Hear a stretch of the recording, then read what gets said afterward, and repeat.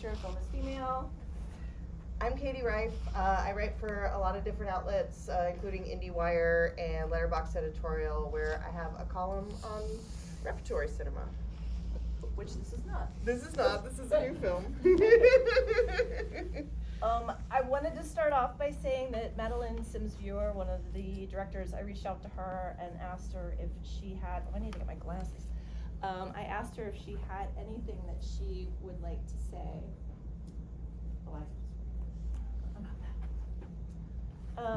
And first of all, she just wants to thank everyone for coming out. She says, and I think this is this resonates really hard right now with everything that's going on in independent film. She says, Dusty and I made the film for a theatrical audience, and making a film can be so hard. So anyone who supports and experiences indie film in the theater is just amazing. Yeah. So I appreciate you all being here on this cold night during difficult times to see this weird and wonderful film. Yeah.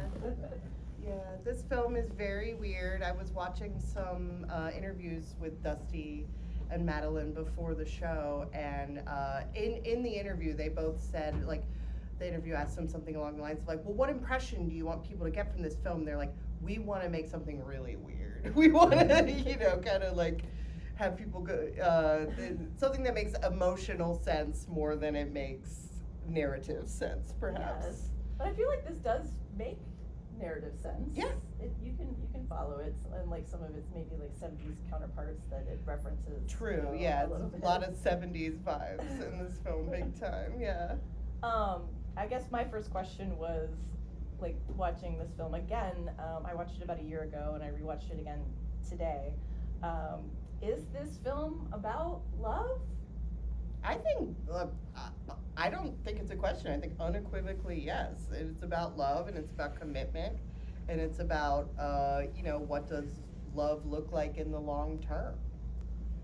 Like, and that's something that the directors kind of stated too in the interviews I was watching with them. I think Dusty said it was about the constant recommitment that comes in a long-term relationship, and it's about choosing to be with someone over and over and over again, obviously in a complicated and problematic way, because there's another issue of it too about, like, the thing I think is the most interesting about this film is that it kind of makes you confront the idea about, you might think you're doing something for someone else. You might think you're doing something selflessly and that you're sacrificing for someone else, but in fact you're acting profoundly selfishly. Yes. And I think that's a dynamic that you don't see talked about that often in films. Yeah, very true. I mean, it's funny because, like, yes, this film is about love, but, like, it's about a selfish kind of love that it's really one that you wish at your own peril, you know. But it's also, you know, watching it again today, thinking of how much it's just about, like, delayed grief. Yeah. And you know, sort of like what's worse, you know, like love in general, losing love, which I think is something that Homer was afraid of, like, the entire time. Right. Or literally losing the person you love, and then grieving that process. But it seems like this process of holding on to them was just so rigorously, like, devastating. Yeah. That it's like, yeah, well, you know, I mean, that's a thing that people will say, and it's, you know, considered an expression of love to say, I would do anything. I would do anything for you. And, you know, by extension, you would think that I would do anything to keep you alive, right? And, like, and this movie is kind of raising the question of, like, what if that's not actually the right thing to do? yes. Well, when she was like, I would peel off my own skin for you, I'm like, I would not do that for you. Yeah. Sorry. Have you ever spent time with Grace and Ben in real life? No, and not in real life, no. Yeah, they're dynamic. I don't know them well, but I've, like, like hung out with them socially, and their dynamic in this film is basically exactly their dynamic in real life. All their kind of back and forth, the stuff about the dowager's hump and would you still love me if I was like this, and like her asking an earnest question and then him responding sarcastically and vice versa. Like that's very much their dynamic in real life. Like, I don't know if I'd kill a puppy for. But their whole thing, because they're both comedians, right? Like, Yes. so, you know, it's a bit. Yeah. It's a thing that I have found when you know, comedians date each other or are friends with each other, is you kind of do bits with each other all the time, but there's an earnest layer to it as well. She's asking about the puppy because she doesn't want to ask like a real question. True. Yeah. I wanted to ask the audience, would any of you do this? No. You're like, I know. Well, You would? Interesting. I think in my grief, I think I'd probably make it'd be a terrible Sure. decision. Right, Sure. right. But I think when you're dealing with grief, you make terrible decisions. Yeah. Yes. Well, which is probably why they meet people at the hospital. yeah. Yeah, exactly. That's why they meet people at the hospital. And it's also like, if you described to someone in the abstract, like, what if the person you love most in the world was going to die and you had a way to save them? I think most people would say, yeah, I would do that. But then when you see it actually play out like this, everyone says unequivocally no. I think that's a very interesting, I think that speaks to sort of the complicated and nuanced subject matter. Absolutely. Yeah. And one of the things I asked you, because, you know, I mentioned that I've been showing like Dusty and Madeleine's work since their short films. And they had a particularly provocative short film called Rape Card. And then with their first feature film, Violation, they seem to pose these sort of like moral questions embedded in their work. Something happens or something societal is a certain way, what would you do? Yeah. What's the premise of Rape Card? I don't know that one. The premise of Rape Card is we live in a not too distant future where men can't control their urges, so they're giving a card where they are allowed to rape one person one time. Oh, wow. And so the woman, which is played by Madeleine, is trying to take authority and ownership over the situation. So she tries to like kind of make that situation happen, but she has control over it, but something switches and happens. It's very disturbing and it's a tough watch, but it's very provocative and interesting, much like how Violation, their first film, which deals with similar subject matter, you know, like maybe you wouldn't go as far as she does Sure. in Violation, but it does kind of provoke you, like maybe you won't go this far to bring back someone that you love, but like what would you do? Well, it's kind of the inverse of this film where, who here has seen Violation? Anybody? Okay, so if you describe the premise of Violation to somebody, basically it's about a woman who is raped, she's sexually assaulted, and the film goes into long, explicit detail about basically what she does with the guy after she kills him, and it's very unflinching and very confrontational. And it's sort of the inverse of this film, where if you describe the film to somebody, they go, oh my God, no. But then when you watch it, you understand her motivations. Yes. And I think this one's the opposite, where if you describe the premise, people would be like, oh, that's nice, he wants her to live. But then when you actually watch it, you're like, oh no, never, never, never. That's a horrible thing to do. Like, absolutely. Yeah. Absolutely not. Yeah. Yeah, no, I was thinking about that because in Violation, you are very much like while you're watching it, because it's her sister's husband and her like college best friend. Yeah. You're like, go, you know, you're very much like, go girl. Go girl. But if you describe it to somebody, you sound insane.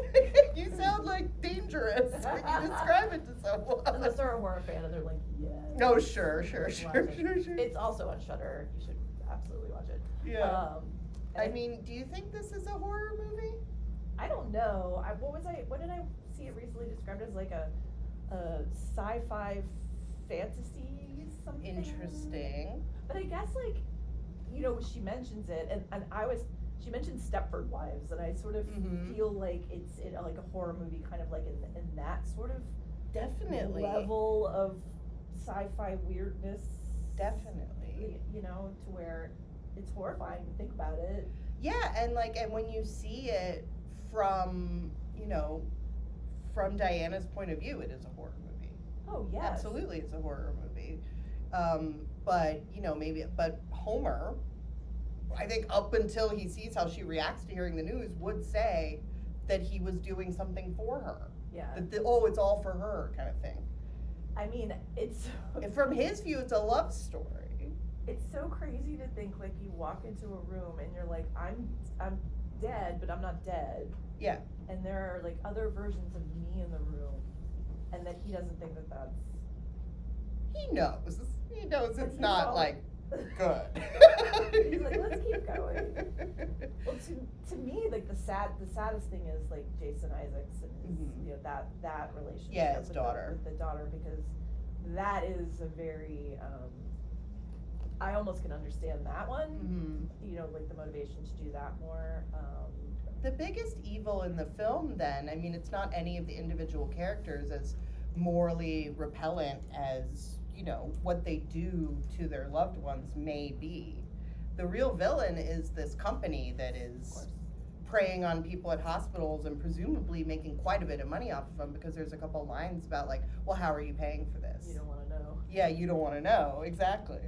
So, and that kind of brings it back to the institutional bit of it all, and also the 70s aspect of it, big time, right? Because, you know, Stepford Wives is explicitly mentioned in the movie, and also Rebecca, which is further back. We'll Oh, talk more yes. about that later. But also this movie, it reminded me a little bit of Rosemary's Baby, Mm-hmm. in the sense that it's like this woman slowly waking up to what someone who she trusts and loves is doing to her. And it also reminded me of another film called All the Colors of the Dark. Oh, yeah. It's an Italian giallo film from the 70s, also starring Edwidge Finch. And, like, I think that it all ties together. Like, the 70s look of it all ties together for me, because movies where no one believes a woman is a genre unto itself in that decade. Yeah. You're Yeah. crazy. You're Yeah, crazy. yeah, you're crazy. They Yeah. keep telling a woman that she's crazy, and then the twist at the end of the movie is she was not crazy She at was all. not crazy. Yeah. And what's funny about this is that it kind of in the middle of the film, it sort of subverts that idea. Yeah. In the sense that, like, when you first watch the film, you're like, what is going on? You know, Mhm. like, what are they going to do to her? Sure. Yeah, what are they going to do to her? And it's not what they do to her, it's what they already did. Yeah. Yeah. Yeah. And then it's like, well, they're not trying to, like in Stepford Wives or Rosemary's Baby or whatever, they're not trying to change her into something. Yeah. They're trying to make her what she was Right. for somebody else. Which she can't be. No. Yeah. I just want to say one more thing about the 70s aspect. Something I learned was that they used a lot of vintage lenses to shoot this film that give it that look. And Dusty, the director, he described it as soft and creamy was the look that they were going for. So- Not milky. Not milky, creamy. They wanted a creamy look. So in the cinematography, I think they achieved it. Oh my gosh. It does have that effect, yeah. Yeah. So when you were You like that creamy? creamy. So when you were talking about, like, subverting the expectations, do you Yeah. mean more just along the lines of what you were talking about? Yeah. Like, you think something's gonna happen, that it already happened, not that it's going to happen? Is that Yeah, what you like mean? in 70s, you know, because you watch these 70s movies, so you feel like, you know, it looks like this, you know, like this is probably what's gonna happen to them, and then you're like, oh wait, no, that's not, he's not trying to do something evil to her, but he did, but the reasons for it aren't like to But kill he her did and it out make of her into love. this. Yeah. Because he wanted her, he didn't want her to be something else. Yeah, I've seen this movie a couple times now, and I'm still not sure if the fact that he did it out of love makes it better or worse. Does anybody have any thought? What do you think? I think he did it out of control, like Control, yeah. He wanted to He calls have it love. somebody to control. Like, I mean, going back like to whether this is a love story or not, Mhm. right? We have these two male characters, one with this unconditional love, and then Homer is like, I want you to say that you love me. That's true. And everything is just like, I think he's a psycho, and at the end, she she's still trapped. You know? Yeah, yeah, It's yeah. crazy. That is true. Even like before the accident, he tried to control her in a lot of ways. That's very, very true. Yeah. Yeah, I was gonna start this by saying like, ugh, men, but then I noticed that obviously like there's women who have like their like. Sure, Kate or- Dickie's character, her Yes. husband. Yeah. Is she the most fabulous person? Oh, ever? she's great. I love her so much. Yeah, and then the poor man at the end, he was just like reborn, walking out with this like burning building. Oh, I know. You know? It all ties, and the fact that it takes place is at a like an institution in a medical setting is really important to me. Yes. In terms of like the themes of the film and this idea of control that you were talking about and the feminist element of it, and that like the idea of doing something to a woman for her own good is very deeply ingrained in like in medicine and medical misogyny, I think is a big element of this film as well. Yeah, totally. It was interesting when you brought that up, because I was like, I hadn't really kind of put that into my brain when watching it.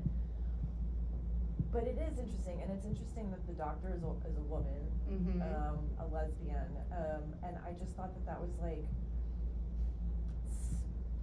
I don't know, I just thought that was a really interesting take on it, because like, Yeah. Well, and there's also, you know, we were talking about influences before. Rebecca is a big one. They repeat lines from the film. so one much, another. and it was funny, it's like the penny dropped for me on like this, I don't know, you guys probably all like, but you know, with the paintings in the house. Yeah. It is like Mandalay, and you know, her the falling, you know, off and then the burning at the end, and this kind of idea of like replacing a love, I thought was just so interesting. Like, you know, you've lost this like great love who's just sort of haunting this place, and you're trying to like recoup that. I just thought it was such an interesting sort of backstory. I kind of was like, I need to ask Dusty about sort of that pull in usage and thread that's, because they do. It does tie in thematically to the idea of trying to hang on to something that's gone. Yeah. Yeah. And it really sort of not working out well for anybody Mm-hmm. in the end. And it just sort of being this like haunting presence the whole time, this clue that sort of threads it all together of like that something isn't right and it's there, and you know, like the hidden room, when she goes into it, she can kind of like remember what's going on. I just thought that was like such an interesting thread. But yeah, I'm always so fascinated how Miss Daphne's like writings like Yeah. just continue to influence. Well, you do have there are gothic elements. There's the Misty Hills. Give me Misty Woods. Misty Canadian woods in this case. Well, speaking of Canada, you know, we were talking about Grace and Ben earlier. They're both comedians by trade, Yes. and they made another movie together called Dead Lover that's coming out in a I could not few help weeks. but think about Dead Lover after thinking Yeah. about this. Yeah. I can't, I mean, it played a couple festivals. I don't know if anybody saw it or heard about Dead Lover. It's playing here in a few weeks. It is playing here in a few weeks. It's coming out in a couple weeks. But Grace Glowicki actually directed that one, and that's a Frankenstein story, but it's overtly comedic. Yeah. This film, I don't think, like, their dynamic as a couple is very based around Yeah. bits, like I was talking about earlier. But I mean, there's not a lot of funny, like, I don't know. How funny do you think this film is? I don't Did you think laugh a lot watching it? I didn't laugh that much. No, I don't. No. No, I didn't laugh so much. But Yeah. but there are, you know, with Grace and Ben and Katie, like, because she's in, you know, Alice Lowe's films, which they do have that kind of dark humor to them. Yeah. I don't know, like there is a dark humor to this, but it's not funny. No, it's not like laugh out loud. Like Dead Lover is just wall to wall silly voices and funny bits. And the premise of that movie is Grace plays this gravedigger who smells so bad that she can't get a boyfriend, and then she meets a guy who like really likes the way she smells, but he dies in a shipwreck, and all that's left is his finger. So she brings his finger back to life to be her true love. Oh my God. It's a very silly movie.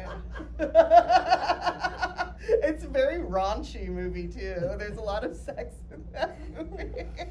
But like that's the kind of thing that they're making on their own. And I think it's interesting to have comedians in a film like this that isn't overtly comedic, because I do think that practice of comedy, like, it can help you with some of the more grotesque stuff that I think is in a film like this. Yes. You know, the sort of, I think though that comedians are pretty well positioned for that, actually. Totally. I'd also recommend another Grace film called Booger. Yeah. Which is kind of is directed by Mary Dodderman, but she grieves the loss of. That's a New York movie, right? Yes. Yeah. Grieves the loss of the death of her roommate by believing she's becoming their lost cat. Yeah. So it has a silly premise, but it is. But that one's really played very about, straight as well. Yeah. Yeah. But it really is about trauma and grief. But Yeah. it is about that. One last thing, we're gonna talk about what did you say? Like, what's up with the fruit and What's the up with the fish? fruit and fish? That's all they eat at this place is fruit and fish. It's such a weird, disgusting combination to me. The bowl of like peeled, what was it, like lychees? I don't know what that was. Mhm. It was so disgusting. Yeah, I think those were And she's like- lychees. And she's gagging on them, yeah. Yeah. And in retrospect, you can see that as, I'm so sorry, I'm just gonna like take your thought because it was so good. It's like it's a control mechanism there too, right? Because he's making her eat these, being like, no, you love these, and she clearly doesn't, but he's forcing her to do it anyway. Yes. But like, I've seen this movie like 3 times now, and I'm still a little confused by the fruit and fish. I feel like maybe it's just the weirdest, grossest combination of food that they could have done. Right. So They're like, here's this smushy, yeah. pasty. But it is emblematic, I think, of the level of detail that goes into the films Yes. that Madeleine and Dusty make. Their films are extremely well thought out, Yes. beginning to end, and this film is no exception. Like if you see it, is this everybody's first? If you watch it again, like all the pieces really come together when you watch it a second It's very time. true. And they did, Madeleine did say in one of the interviews that I was reading that she hopes that people watch it more than once. Yeah, I after having watched it again. Yeah.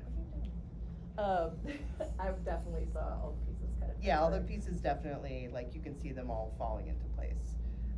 Very intentional film and very thoughtful film. I think that I really enjoy that it challenges a lot of conceptions about what we think love is and what selflessness is and what it means to do things for other people. So don't,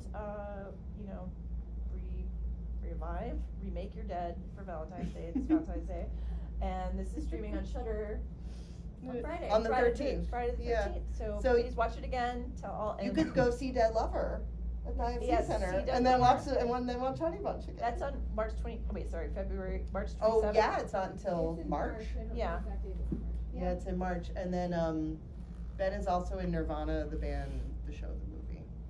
So Which is also. you also playing at IFC Basically, Center. be a member of IFC. Actually, And Shudder. if anybody, I'm curious what anybody would think about this.